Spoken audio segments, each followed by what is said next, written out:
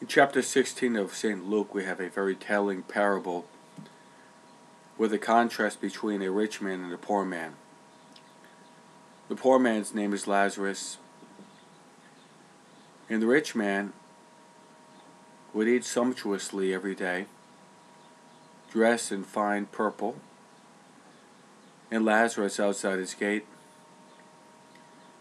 had wounds, suffered hunger, and even the dogs would come to lick his wounds. And he desired to eat the crumbs that even fell from the master's table. The rich man died and Lazarus died. The rich man was found in fire, in this chasm of fire. Lazarus in Abraham's bosom, symbolic of heaven. Now you have the contrast.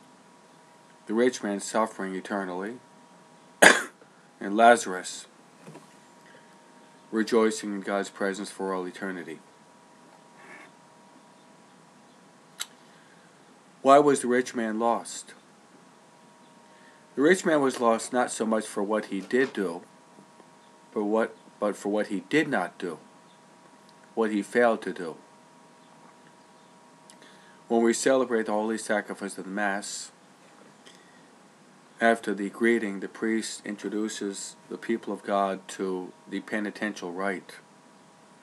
In the Confiteor, which dates back to St. Augustine, we mention 4 ways that we can sin: in thought, word, deed, and omission.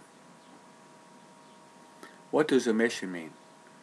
Omission means neglecting to do what we're called to do. Being negligent, remiss in our obligation, our state of life. We're maybe more responsible for sinning due to omission more than we're aware of, especially in the spiritual realm. I'll give a few examples.